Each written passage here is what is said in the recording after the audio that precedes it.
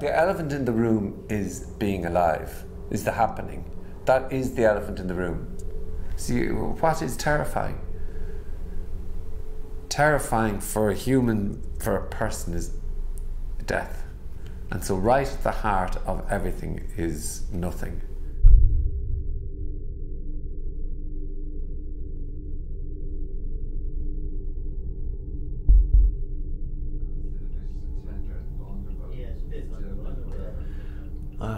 God. I don't even know if this is reality now. It's not, is it?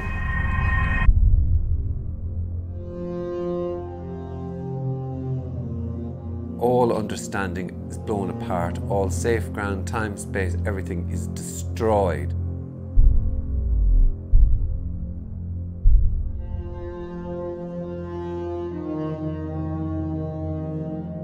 With these moments, I describe them as existential shock. Shock isn't a positive word necessarily.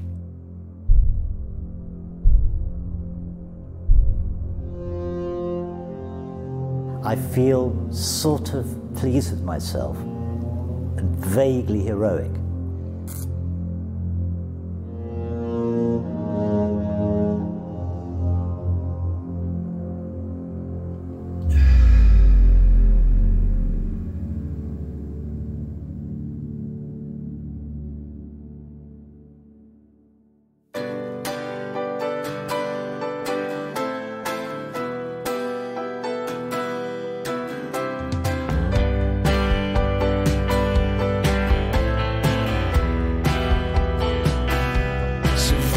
Scatters and the seabirds sing. Exercise is the most disgusting thing on the planet. So why should we fear what travel brings?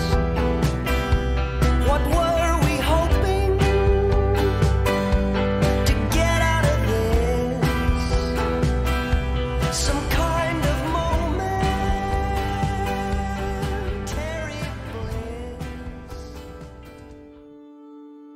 So I'd like you to just kind of introduce yourself and then tell me what you think.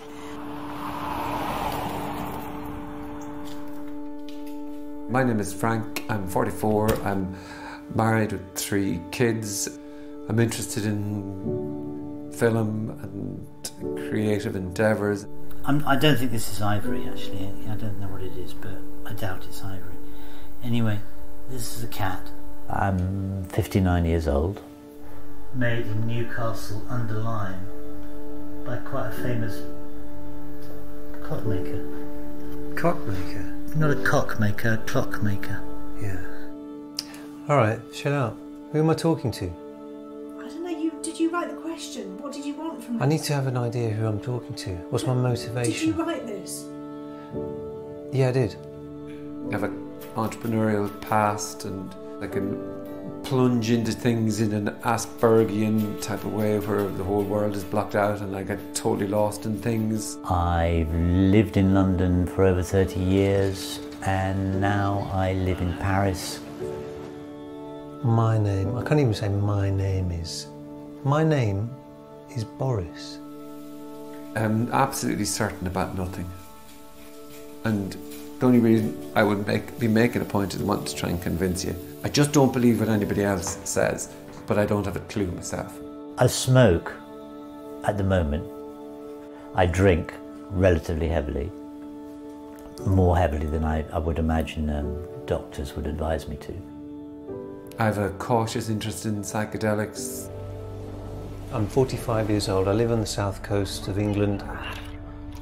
This is a musical money box that was given to me by a pub landlord in Wiesbaden in Germany when I was about 10 or 11 years old. I am a filmmaker, editor, cameraman, husband, father.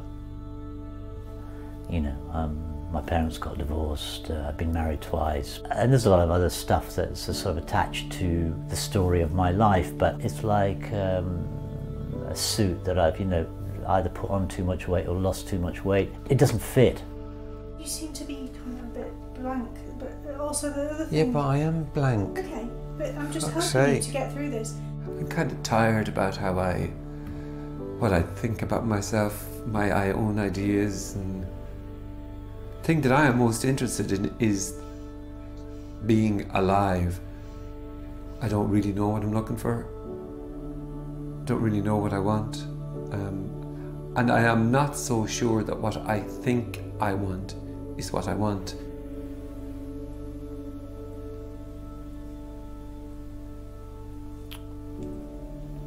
Yeah, I'm a bit bored with the person I've apparently become, to be honest. I think that sentiment is probably the biggest thing that interests me around the project that we're undertaking, in fact. Everybody at the same time just seemed to be a bit of a, yeah, let's do this. And how do we go about doing it?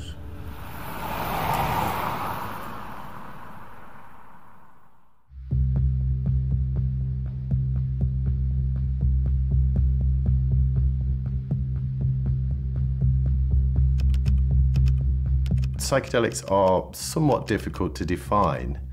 There's kind of some very fuzzy categories, essentially, but they are substances which have profound qualitative changes on a person's state of consciousness.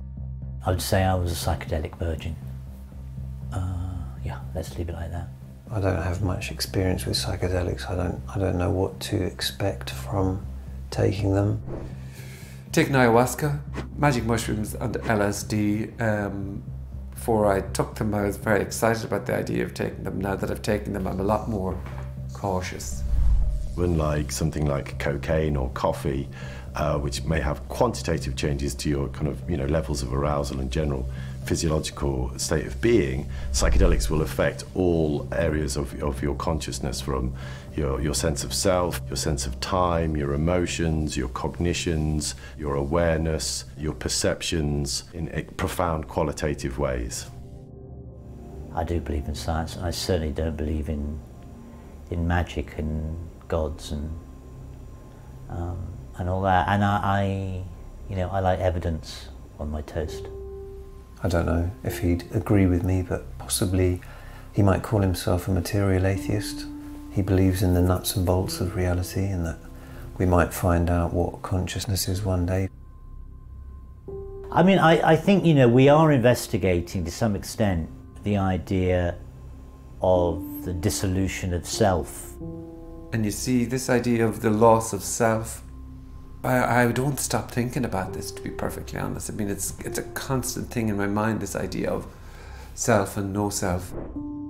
5-MeO-DMT is currently believed to be one of, if not the most powerful psychedelic substances in the world. That's what we decided we were going to do. It's a seriously interesting thing to go and take this. It almost, talking about it kind of makes life seem funny. What the fuck, like, it's in a toad?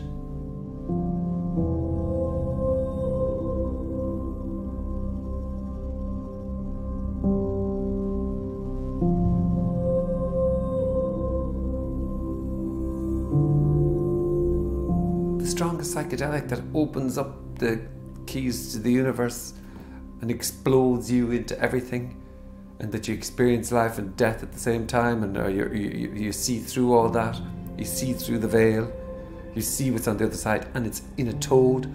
I think, fuck.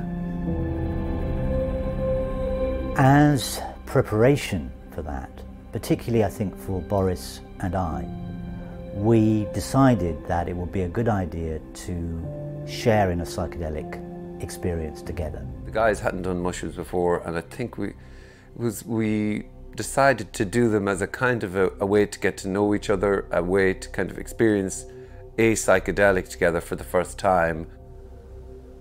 And given that, if you like, the 5-MeO-DMT is the pinnacle, is the summit, it was the kind of Mount Everest of psychedelics, in our mind anyway, it seemed to make sense that some preparatory work, training if you like, would probably be a good idea. I'm very excited about doing a psychedelic trip. I think I'm pretty strong-minded, despite having social anxiety. I'm not afraid of exploring those possibilities that the mind, or whatever it is, can show me, because it's like a dream. It just, you see it and then it passes. I suppose my biggest fear is coming out of it changed in some way, or affected in a way that I can't get back to where I am. I think they're probably a little bit optimistic, pessimistic, whatever. I'm more realistic about it. I still am afraid of damaging myself, because it is entering the unknown. It is entering into a new... Well, it's jumping out of an airplane.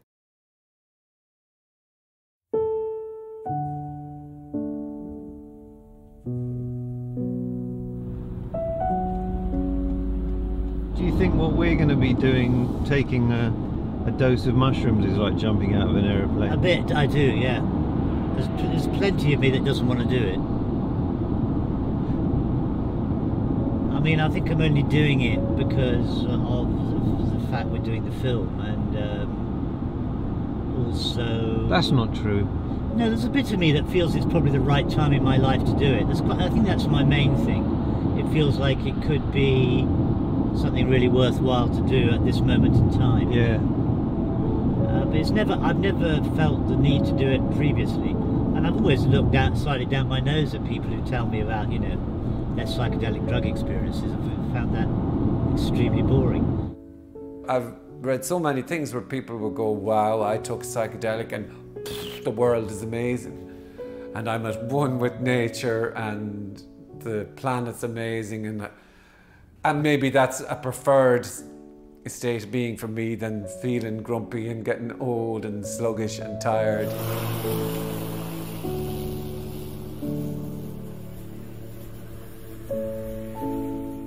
I tell my wife everything, and we didn't talk about the fact that I was going away to do magic mushrooms. There's definitely a thing there where she has an issue with it. So I was kind of feeling guilty about that. But then when I got on the plane, kind of excited about just getting away for a weekend, and that nervous kind of excitement about knowing that we were going to get up to a bit of devilment. We arranged a location, and Boris, Frank, me and Kenneth, who was there as our sort of minder, set off, and that was the first time I'd met Frank face to face.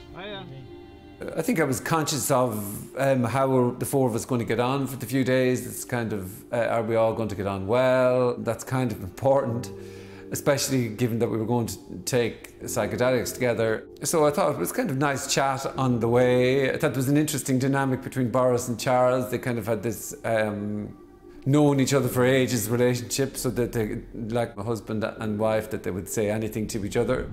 What do you mean I've got premium price? Because I think I pay $9.99 a month for Apple Music. I've got family membership.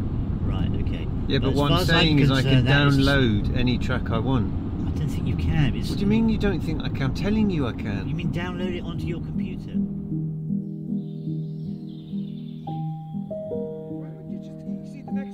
What I would do is, here, look. Right. I'll tell you what I would do. I'm not fucking around here, Frank. I would sit on this here. Hang on, guys. Just relax. I would sit. That's where I'm going, yeah. Right. The camaraderie and experience of going for a swim in the river, and that we all got in, that was nice. I enjoyed that. And yet still in the back of all of our minds, the elephant in the room was the build-up to taking these magic mushrooms. I noticed Charles went off on his own. I kind of tried to talk to him. He was afraid. I was trying to see, could I do something to help? I think that gave me something to do as opposed to be nervous about them.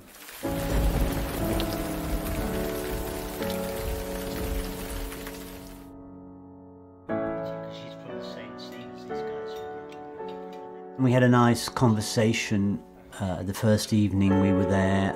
It's like Goodfellas. I have a backup. General chit chat about what we were expecting, what it might be like. I mean, Frank done psilocybin before, and so it was in a good position to tell Boris and I a little bit about what to expect. I think from my perspective, I was pretty nervous.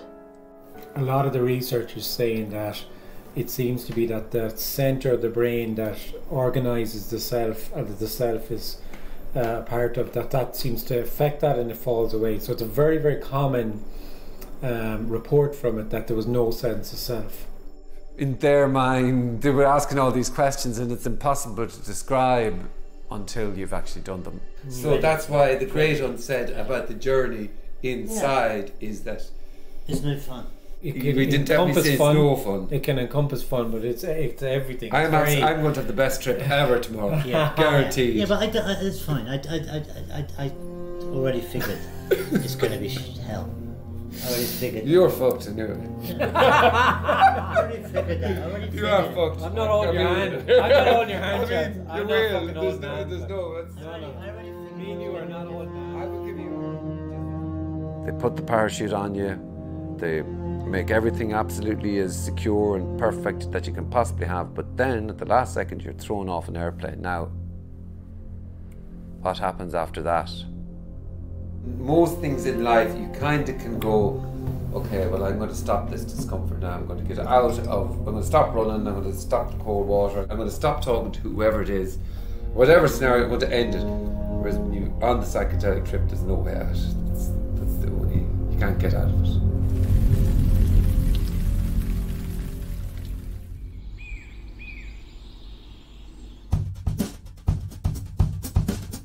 We all sat around together and measured out the mushrooms.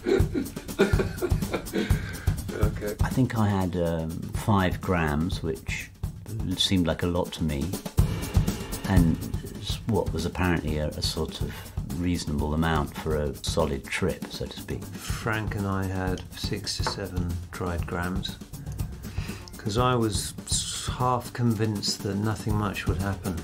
And I was quite surprised how quickly the kind of rush, if you like, came on.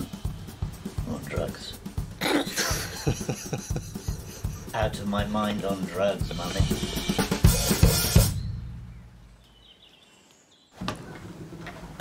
Okay, so just consumed my little batch about 10 minutes ago. I'm interested about going with this way, but obviously I take off my glasses. And just been for a pee, and there's kind of some light coming through the window and onto, it's all yellow and golden and rather beautiful.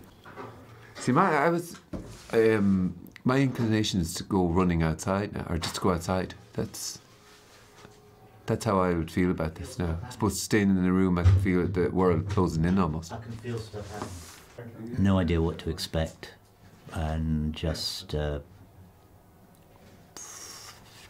full of hope in a way. Boris at the start was really excited. I think he's like hearing about a new sweet shop that was coming to the town. It's just a intense curiosity that I'm feeling, so I'm looking forward to it. At one point he was worried, well, I mean, is this going to work on me? You know, will this have any effect? I don't know if this is going to have any effect on me. Yeah, I'm starting to feel strange now. Right. So there's still seems to be a delay in the airport, and but the plane is probably going to take off very shortly. So just wanted to say thanks for everything. There is a placebo thing of having taken something and you're wondering has it affected you or not. But when it actually arrives in the system, it's kind of like, you know, when the doorbell rings. Yeah, I can see you looking at the grain on the table. It's sort of going, woo. During the first sort of half an hour or an hour, 40 minutes, let's say, I mean, it's impossible to keep track of time, but I would estimate it to be about 30 minutes or so. I fairly quickly sort of moved off into my own space, which was initially under sort of down a little hole and type in the garden underneath some more trees. I was lying on my back looking up at the sky. It was just a very intense visual. I mean, it was like slightly like looking at something that's been filmed in 3D, but you're not wearing your 3D glasses. It was a bit like that. It's so abnormal to one's everyday perception of how the world is. The one thing that was coming through for everybody was this pulsating natural energy of that in everything that seemed to blow everyone away. Frank kind of gets this incredible energy seems to come in, and it's all about boundless nature and just this whoa, which is interesting. I get all this vivid sort of language of, you know, Shakespearean thing of life as a play, you know, told by an idiot, signifying absolutely fucking nothing.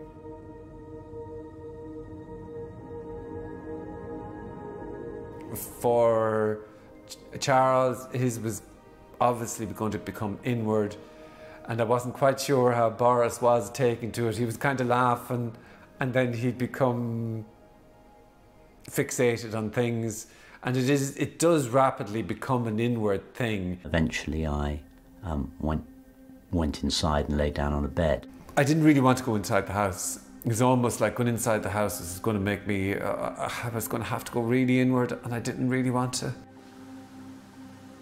How long was this going for then? Boris was sort of, that for me was quite freaky, and sometimes slightly worrying. If this doesn't record what's happening, if this doesn't record... The role I was in then was almost like checking on everyone, and then this Bilbo Baggins came on. I became Bilbo Baggins because I'd taken my shoes off. Okay, you've been there before, I know. Bilbo. Bilbo Baggins.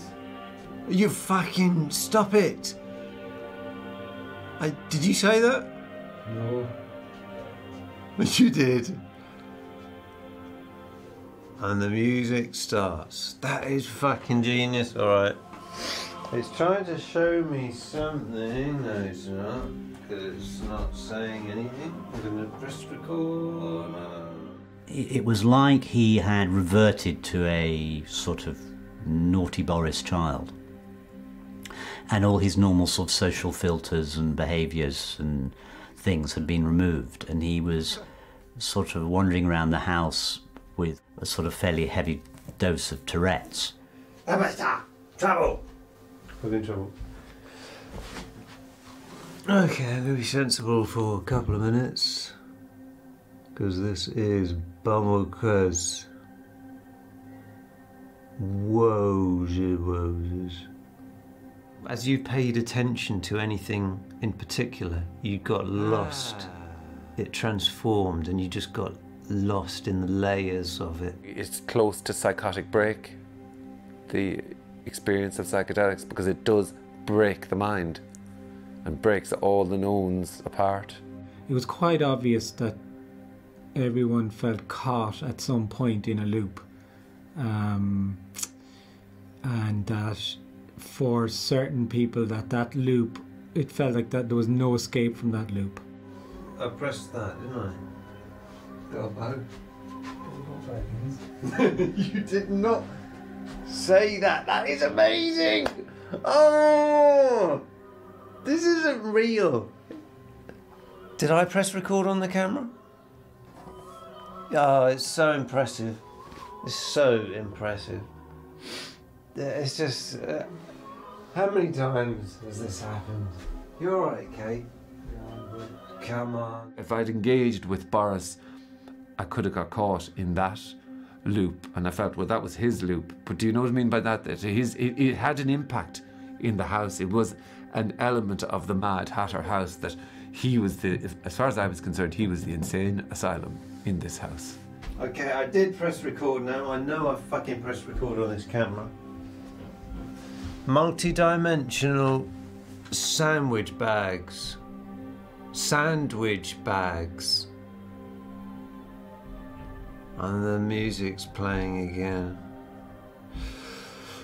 Fucking hell, man. That is so impressive. It did seem he was a little bit concerned that was he ever going to get out of this, and would he ever be able to get back to, you know, his family and the people he loved. But where's my daughters? Where are they? I know. What? I tell you the thing the thing that I slightly miss about this. You. What noise? What? No, the thing You're confused about the light. I just want this very dark. That's it. Is that too bright? How do I dial that down? You seem to have this incredible intelligence, Yeah, Charles. I know. It's mad. It's because I'm absolutely infested by the shroom. The shroom is running. But we're not going to be able to tell anyone about it. I am. I'm going to remember it all. Are you? It was like, you know, if you watch a Star Trek film and you appear to be on the same spaceship with the same crew, but you know that they're not the real crew, and you're going around trying to test what you can do to get a reaction out of them. Frank. Yes, Boris. What? What? Turn the telly on. Can I what? Can you try and turn the telly on? I'm not Albert Einstein. I'm recording something to camera here. Are you? And it's fucking gold as well. Yeah. For Charles, then it was more, I'm on a journey. This is a journey that I'm being guided on. That seemed to be what was being said. I'm being guided on this, and it's totally fine. I'm totally safe, and I'm just going to go wherever I'm taken. I don't know. What do I think? I think it was a very loving and warm experience for me, and I felt totally safe and in the hands of the mushroom. I mean, I try to impart at least my experience of it, but it's still impossible until you're in it to realise what it's really like. Fucking hell, I'm so happy to be back. Is this back? Are we back? No, we're back. That's what happened, man. It feels like waves. You're like, am I really? Jesus Christ. What a fucking journey, then. Because I was convinced that it was possible that maybe I wasn't going to be allowed to come back. You can be breathing and living and all the sort of functionality of your body's going on, but just the perception in your brain of how the world is just completely altered. It's not a wishy-washy dream. You're there, you're in it, and it's impressive. I mean, I have the same thoughts I had about it before, in the sense of that you proceed with absolute caution with a substance that opens you up to the world and nature and life and friendship and everything, and absolutely zero at the same time. So it's a full-on lived thing. What happened in this experience, if it was going to teach me anything, it was that I can be a lot more open and free with, you know, sharing more honestly. I can say for me that it's a wonderful experience and a terrible experience. It was a sense that I had been plugged in to the mycelium matrix. And if someone said to me, you know, aliens are here, and they have been here a very long time, and they're called mushrooms or mycelium, I'd totally buy into that. I think that mushrooms were definitely a shock, that the humble little mushroom could have such a dramatic impact. I had the sort of sense that, you know, the mushroom was saying, well, you know, we are the power, and at some point, you know, effectively when you die, you'll be coming back to us, you know, in the form of mould, which I quite like. You say when now? We ended up on the same page, more or less, whilst I might have had some other experiences, more or less.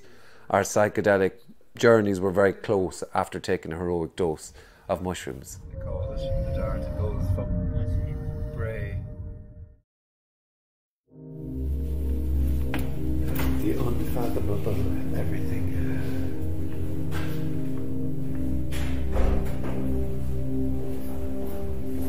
I enter nothing, nothing entered me.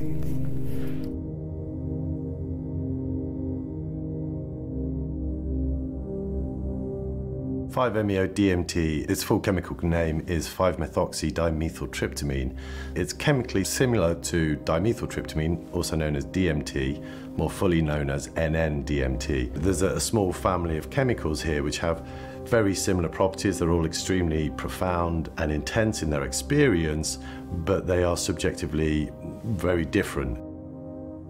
The terror inherent within a 5-MeO experience or DMT experience is the ontological shock. You know, you're very quickly ripped from this general consensus reality, which we take as the reality, into another world which seems as real, if not more real, than this one, yet is decidedly very, very different from this world. I know that there will be a pure terror feeling in the body, because it sounds like you're gone. I think the 5-MeO-DMT is usually given in a more ritualistic way, and we wanted to find someone a bit more neutral to avoid the stick waving and drumming and chanting that usually accompanies that kind of ceremony. What we've decided is that the 5-MeO is something that we want to try and do, isn't it? My point is, I don't want to do it if I don't trust that person and I don't feel there's a connection with them. It all started with Frankie writing me a letter. And typically I would have gone like, oh, okay, they want to film something. I always had a no for this, but when I read your words, I had a yes. But what you're saying is the only way that you're going to be satisfied with doing the next thing that we're planning to do is if you meet the physical form, Ollie, and you find him some way trustworthy. I don't kiss people if I don't think they want to kiss me. What? Oh, I can't do that kind of metaphorical. Well, what can you do? I don't know how to express it. I sent this catalogue of questions, which are basically private questions. You know, I don't ask when did you have your first orgasm or something, you know. I just want to know where you are in life, you know, how the childhood has been, medical issues, health issues, so I can see, is there any psychological or physical reason to not do it? It does seem to kind of command the respect that it probably deserves. It's tend not to be used in a classic recreational context. People aren't going down the pub having a few pints and then taking it, and that would be extremely ill-advised as well. You know, for example, we make films. There's a lot of value in a recce, for example. You're just talking now. No, I'm not. I'm not. This is a summer. I'm not the one to put a warning out here. It's just, if you have a weak heart, this drug is a no-go for you.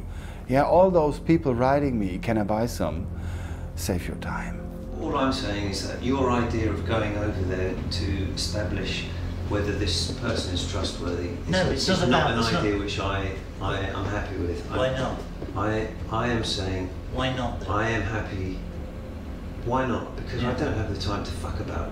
Let's just get a couple of fucking pieces of the reality clear in the conversation. We found this guy on the internet.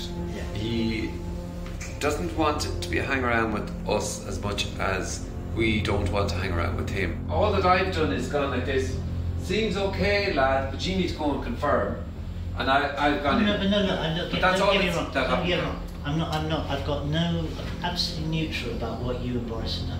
I think that's great, and I'll go with I think the thing to do, Charles, is to establish through research whatever you need to do, whether that's something you want to do, because the plan is to go there and to meet up with this chap and to either do it or not do it. But we're not. When you say the plan, for a recce. when was that the plan?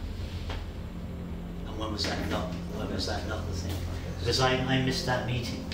We don't. I genuinely think we don't need to do any of this, and we could end the movie Right here and now. right here and now.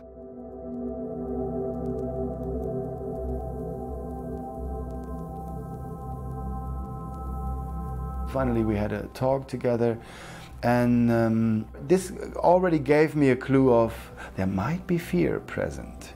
I think back to the argument that we had in the kitchen. I remember saying that to Boris, that I may not take 5-MeO. I was really afraid of it. Because I've looked at doing it, like, and I've always hesitated in the past. I've had opportunities. Really? And I just, when it came to it, when I really thought about it, my whole body's going, no way. Because I think within the trip, you're actually able to talk to the substance, as mad as that may sound. You're able to have a conversation and say, I want to solve this, or I want to solve that, or I don't want to go down that path. Now, it depends how strong. Whereas this, it sounds like you're gone. You feel you're having a complete loss or shift of identity. You know, can very quickly forget who or what you are. It very quickly takes you into some categories and realms which you could only perhaps phrase in a mystical context. And that can be, you know, that's the intensity, that kind of jump off, you know, off the very, very highest existential diving board. And it's a very quick and profound shift in your whole physical and mental apparatus. Yes, 6:20. What are the things in life that are transformative? Having kids, being very ill, or being told you're very ill. I guess climbing Mount Kenya was a kind of reaction to my prostate cancer experience. Well, I think after I had cancer, I just thought it would be a life-affirming thing to do. Okay, well, we better all. Now, are you finding it to be rewarding in that sense? Well, you know, I choose life, that's all I can say. Strangely, on that trip, I was super nervous, very, very nervous, and I feel very much the same about taking the 5-MeO DMT. Am I going to be able to do it? Am I going to let people down? Will I bottle it? Everything I've heard about it sounds familiar. Like the self is gone. It sort of seemed to tally up with a memory that I had of this glimpse. I thought maybe it could be this really profound roller coaster ride, and so I was up for it, you know, as opposed to just being a roller coaster ride.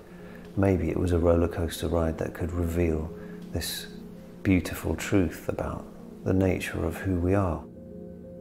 Having an experience with 5-MeO DMT can be life-changing, and typically is. You can have a 10-minute experience which can completely change your worldview. And I think people seek that out partly for that reason, but partly because, you know, they feel they need something to really just shake up the roost and snap them out of the whatever rut they may be in. It always comes back to this sense of what I want in the world, and so that's the biggest thing. It's what I want, and I don't know what I want, and I'm fed up listening to everything that I think that I want. I think Frank has appeared to me, and also kind of expresses himself as someone looking for something. People might describe that as being a seeker, you know, what's this all about? I think also he's a person who has a yearning for the essence of life, you know, the moment, the thrill. I think there's always this feeling of it's not enough and more and more and more. So I kind of try to go with the flow and hope that you kind of get a life that is less full of longing. Maybe after 5-MeO DMT, life will be seen here as it is, that I don't need to rely on other people's interpretation of what's happening. That's what I'm looking for, that's the truth. And I feel like I'm going to be disappointed.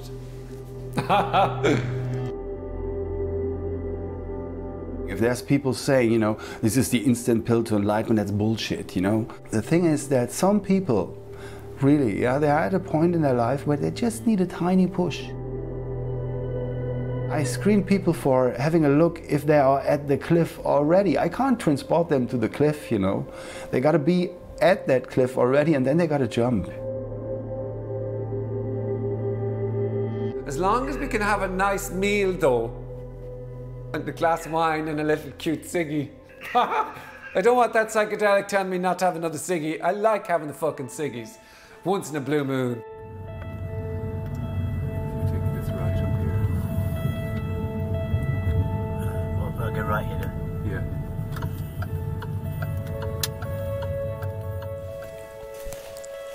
Right, so this is the day before. Night before the Toad. Nerves have started to kick in. I'm hoping I get a good night's sleep. We have to be over tomorrow morning, so we're going to be up early and we have to do a bit of travelling to get to the location. After around 800 metres, you're going to come to a crossroads, and on that crossroads you're going to take a left. Been nervous for days. Kind of terrified. I think I feel excited, slightly, about the prospect of doing something new. Somebody's watching you film. I'll stay for it. 500 metres. There's so many different stories as to what this is, what life is, and what might come after it, what it means. I don't believe in anything. I don't see the value of explaining life away as this or that. Words are just words, aren't they? And then there's life, and that's just immediate and now. And Okay, no, it wasn't it. Fuck's sake. I got it wrong. No, you got it wrong. It's fine, keep going. As long as I'm convinced that I'm going to come back from it, you know, I'm going to come back, going to be reconstituted into broadly the same molecular structure as I was previously, then I'll probably go ahead with it. I'm wondering right now why I'm putting myself through this, to be honest. 140. Turn off. Yeah. Yeah. And then you're going to swing right back around up onto another motorway.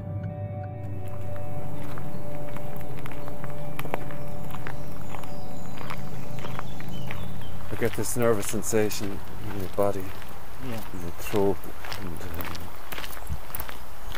and it's just good actually to go for the walk and do this. Well, it's a bit similar to our little swim, isn't it? Yeah.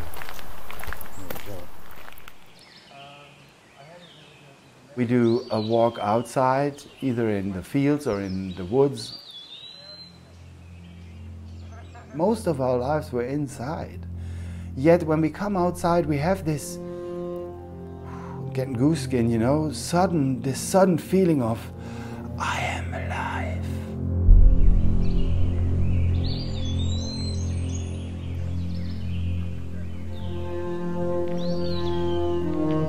I used to say like 5-MeO-DMT is liquid sunshine, because you go into that and you dissolve in the sun. That's kind of like the visual and the physical, the felt sensation.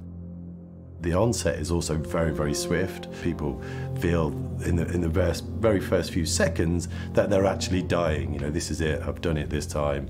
Oh dear, I'm dead. It sounds a bit frightening, and because I'd like to come back, you know, a bit like you had that, because I'd like to see the people I love again. If it helps you, you know, I've been doing this with people beyond 70. I work in a dose range between 12 and 15 milligrams. So I also have the option, you know, to give you 1 or 2 milligrams less. Sounds little, you know, but makes a change. Yeah, I think so I'd like to go for a less than a...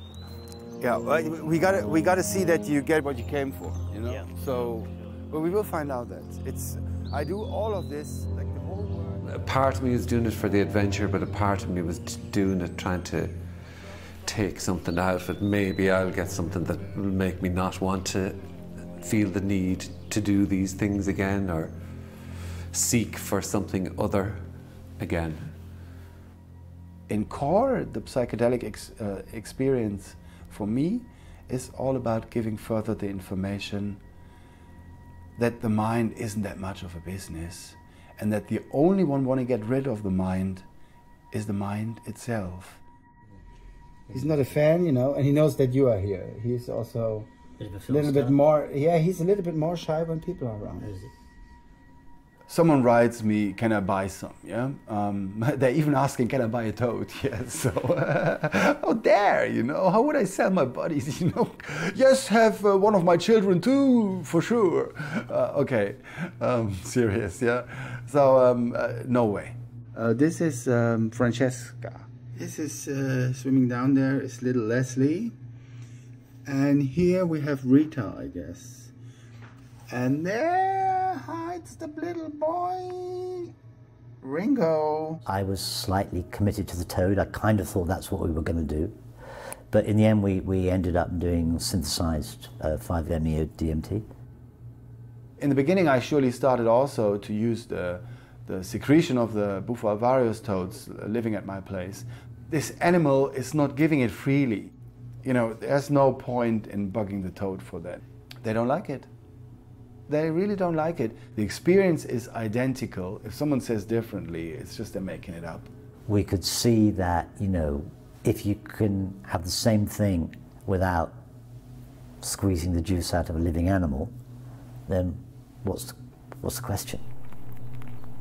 If I compare my state of mind just before doing the 5-MeO and just before doing the mushrooms, I was a lot more aware of the potential for this to be something very big. You're not prepared for it. It's impossible to prepare because of the ineffable nature of it. You know, we can't even begin to verbalize the intensity of these experiences. I didn't watch a lot of YouTube videos. I didn't read a lot about it. Kind of wish I'd known even less about it in a way, because however much you read about it will not prepare you for what actually happens.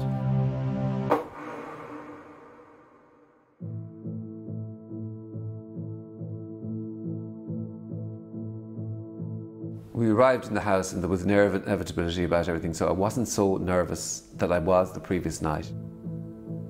If you let yourself get carried away with your thoughts, there's no doubt that the anxiety can just snowball. Okay, so what's going to happen now? We're going to film this. I'm not going to film it because I'm too tense. Obviously, at some point, it had to be decided in which order we were going to go. I was kind of happy to be first. I thought Charles was great the way he was kind of going last. I would not have been able to go last. I was very happy to be last. I think the thing that was going on in my head was that I was fearful of having a heart attack, minimum. His age and the kind of suffering he had in his life, including cancer with 49, right, was definitely something where I saw, wow, this guy will be well delivered. I actually went as far as writing a note to my loved ones, goodbye, I love you, kind of thing. Sort of pathetic. But I did feel kind of like someone waiting for the firing squad or the gallows. It's 5 minutes is the core experience where you go beyond the form and you come down after 15 minutes. It's really all about the one single information, yes. And it was straight into it then. The guys left the room and it was straight into the smoking of the pipe. He had shown us the prep. The way I was kind of worried about would I do it right, would I fuck this up? I went into the room, I sat down, I got my body into the right position so that my head would touch the pillow as I rolled back. I was really in, don't do this wrong, and you know, in that situation I could have blown air into the jar. Once I was in the space with Ollie, you know, I was super nervous. I mean, I told him I was nervous. I became much more nervous in the seconds before inhaling as well. And so I sat up again waiting for Ollie to come in. He knelt down next to me and very quickly gave me the pipe. I took a big inhale, did the best I possibly could in that sense. There was a little moment where he took off my glasses. I held my breath and I slowly rolled back onto the floor, thinking nothing's happening yet. And I felt my hands touch the floor, nothing's happening yet. And then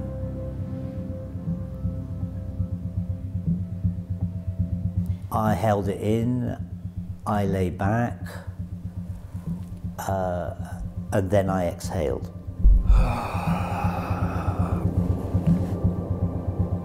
And this is where it gets tricky.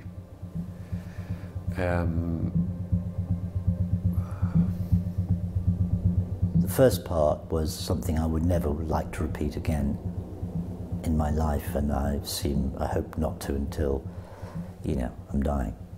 There didn't seem to be any transition to all of a sudden being this primordial, I'm going to say primordial soup, I'm going to say that, just because it sounds similar to what I suddenly, shockingly found myself as. I think immediately I started to, well, see is not the right word, but the black fractals appeared. It was this humongous, endless pulsating, alive energy that included everything.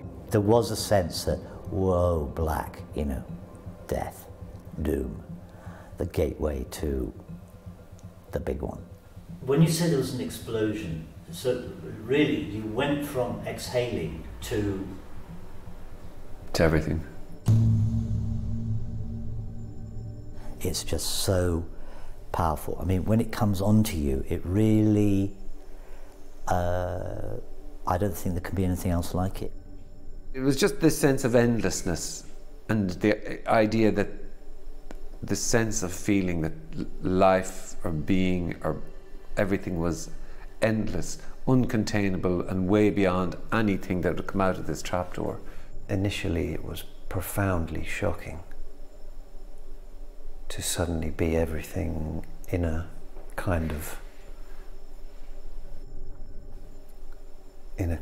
way that you're aware of. All my anxiety played out in that moment. I began to panic. I thought, I can't breathe, because the drug is sort of coming up you and you don't recognize it in any way.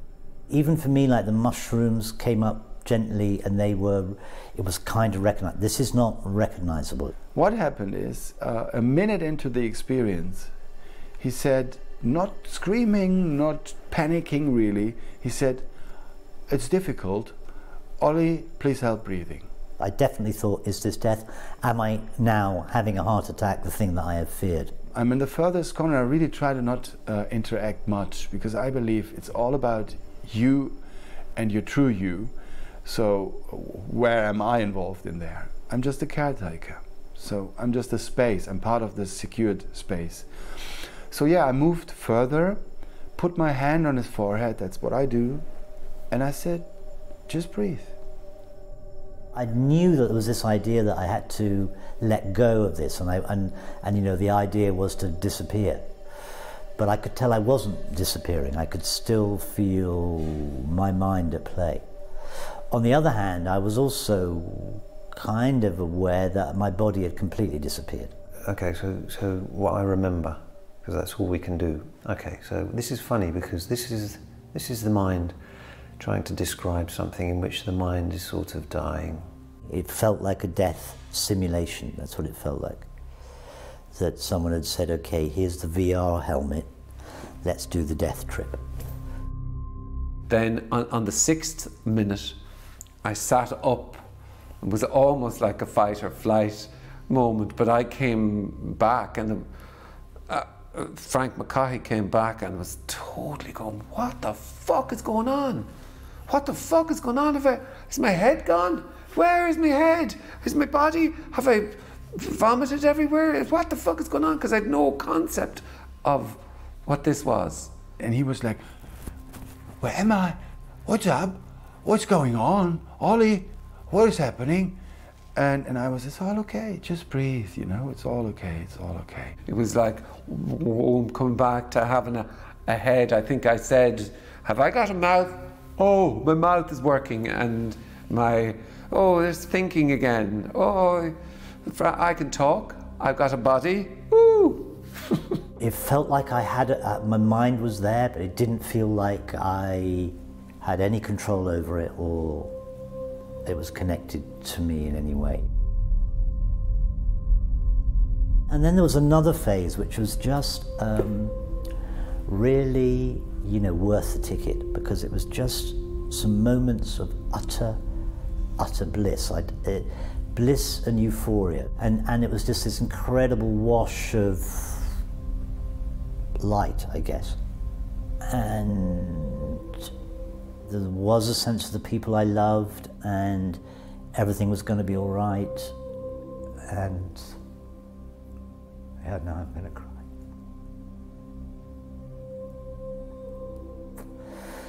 It was a sort of, it's terribly difficult to talk about because it feels so kind of cheesy, but it was very profound. And I remember saying out loud, this is bliss, this is the definition of bliss. And I remember saying out loud, this is enough to make you believe in an afterlife.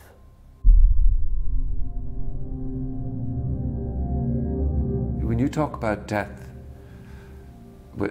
to me, after this experience, it feels like death is not real, which is a nice, but that there's nowhere to go. Where do you go? There's nowhere to go. That's stunning, like, that's really amazing. There's nowhere to go. Wow. As you're coming back, the mind starts getting involved again and going, how can I describe this? What am I going to say about this? Maybe I should start doing it now. Let's go back. Let's go back. How did this begin? What did that look like? Oh, well, you can say this about it. You can, you know, then all of this, and that's the mind sort of coming in and trying to get involved and do its thing and take ownership of the experience. I put a blanket over my clients between the 8th and 10th minute to give this embracing feeling the mother gave us when we were getting the blanket from her, to have this warm and also be warmer, because coming out of a psychedelic experience you tend to be cold. And third is to feel the body, to have feedback of the arms and legs and the whole body, so this helps to land in the body. And that was really lovely, sort of grounded me. From there it was more understandable and knowable, and get my head aroundable of this is a psychedelic drug that I've just taken and it's all going to be fine. And I started breathing again. There's no breath, there's no breathing in that space. Is it a drug? It's a drug. It's a fucking weapon of mass destruction. It's a WMD, 5-MeO-DMT, WMD. I suspect I didn't get quite the same experience as Boris and Frank, but having spoken to them, I think my experience was fantastically special. Seemed to be totally appropriate to me. Was it what you expected? No. I don't think I could ever have expected it. There must be very few human experiences like that. I mean, it is absolutely extraordinary, because it's just like nothing you're prepared for, nothing you've ever experienced before. It's like kind of terror and joy all in the same thing. So, did you get what you wanted?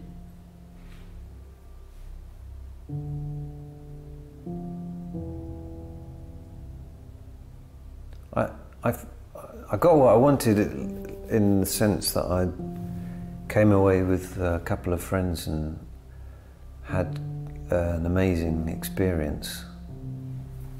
If I'm honest, I think I don't know whether I would have liked the 5MEO to be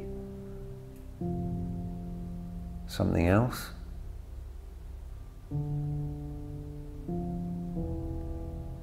Because it was just so much bigger than I could have imagined. Do you take anything from it? From the sort of banal to the more profound? Do you take anything out of that?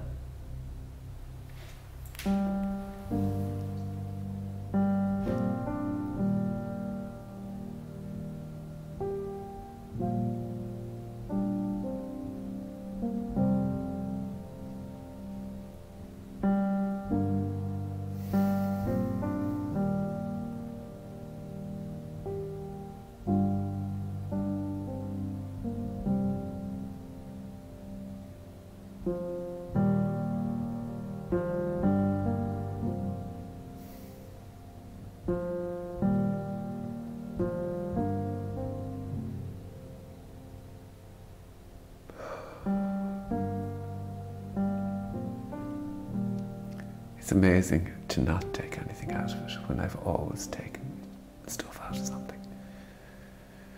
I've always taken shit out of things, or what can I get out of this? It's quite amazing that I haven't. That's amazing. That's amazing.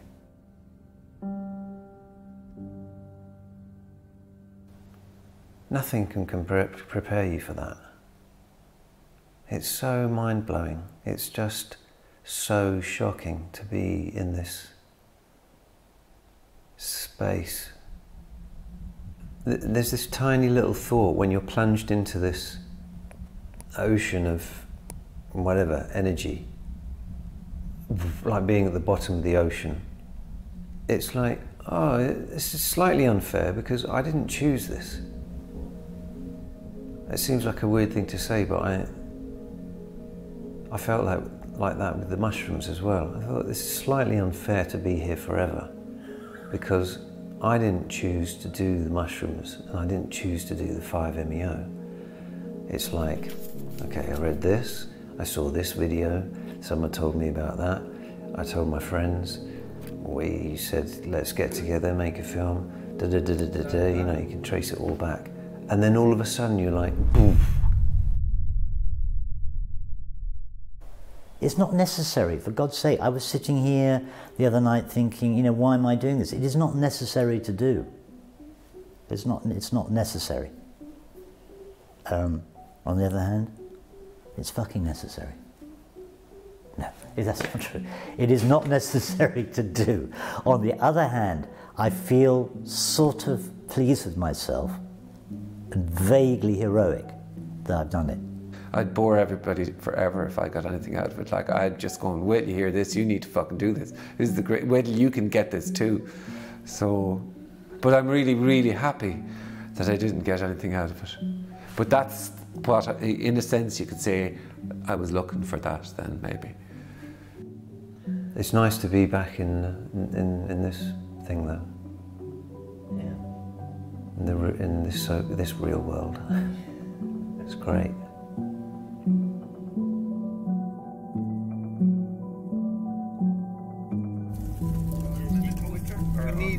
Gently the cut side. We have gently toasted onions, gherkins. What we need to do is put a slice of cheese on those bad boys. Yeah, okay. Slice of cheese. What I've sort of come to the conclusion is that, you know, my life will now be divided between before psychedelic experiences and after. And the whole thing has been kind of more profound than I was expecting. Since doing the 5MEO, I've been having these kind of moments of existential shock. I'm waking up at 5 o'clock in the morning and it's a sudden wake up and like 20 20 seconds of the MEO experience comes back, and that is this. The thing that really gets me about that drug is the first few seconds. It is so utterly rampaging and all-enveloping and totally all-powerful that it literally takes your breath away. You know, that is literally what is happening. You see, there is something about the psychedelics that you don't want to do it again. So what I was trying to figure out, what is the thing that makes you not want, like otherwise we'd be back doing 5-MeO again. Both the brutality and the bliss elements of it are can't be undone, is what I'm really saying. And there are some kind of consequences to that experience. Watching people talk about their psychedelic experience can be slightly misleading because it paints a picture of something which to the mind might look very like a thing to do, like let's do this thing, and the bigger the better kind of thing. I think if I was to issue a warning for these experiences, particularly the 5-MeO DMT, is kind of like opening Pandora's box. It's a nuclear explosion of every concept, every idea, every reality, every tiny, tiny thing that you might hold dear is eviscerated. And that's the sting in the tail of psychedelics that I think people don't talk about. That's the no, no, no, no, no. That's the part where people go, holy fuck. I just wanted to go on this what seemed like it would be a big roller coaster ride, but I didn't have any expectations really. I don't think.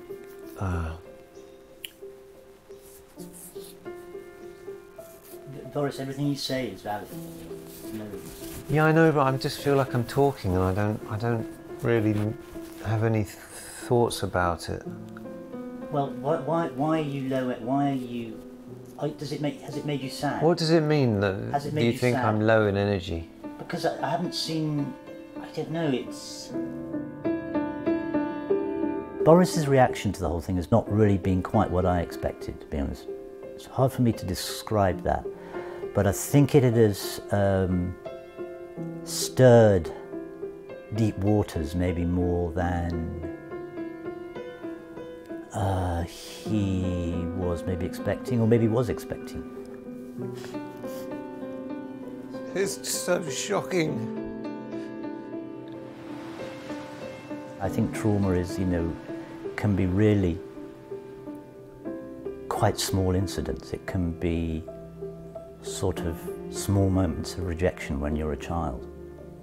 It can be huge things, it can be death and destruction, it can be loss of loved ones, it can be so many different things, but they are all moments of trauma.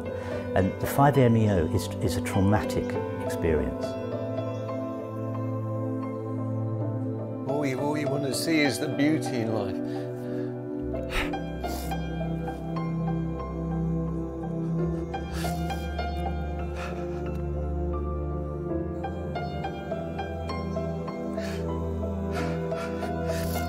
All anyone wants is to see how amazing life is.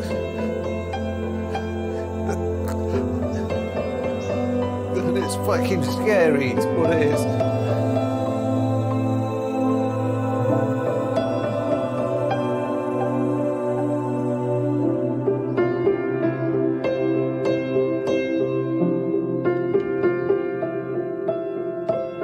And we'll keep talking probably for years to come. In a way, why was it so shocking?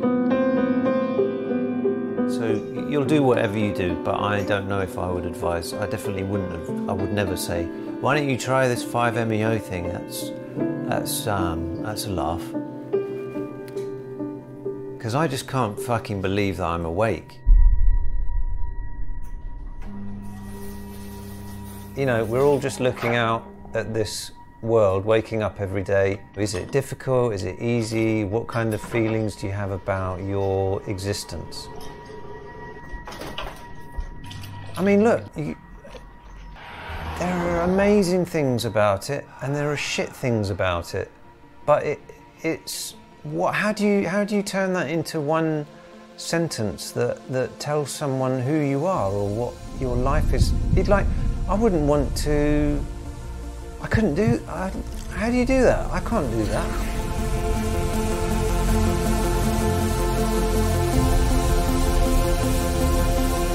What I'm saying now is that I'm not looking for anything. But so then what happens is that we would look at that as a kind of a sequence of events that, you know, the Mio brought about. But I mean, I definitely can't say that either. It's like looking at a river and getting a branch, hammering it in the middle of the fastest flowing river and go, there's the river, right there at that spot. It's not the river, buddy. It's not the river. That's a twig in the river now.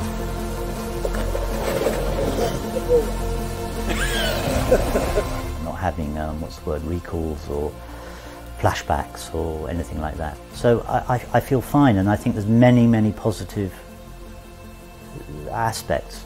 I do feel kind of a bit more open, and I do feel that there's been something a bit unblocked.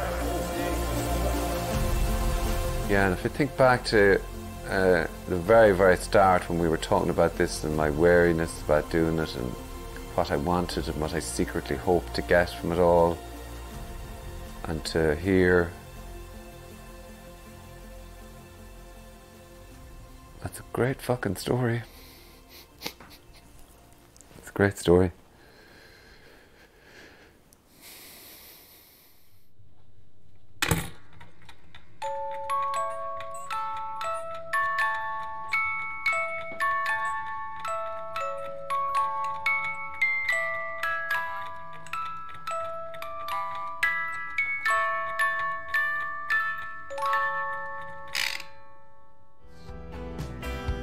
What were we hoping to get out of this? Some kind of momentary bliss. I waited for something, and something died. So I waited for nothing, and nothing arrived. It's our dearest ally, it's our closest friend, it's our darkest black eye.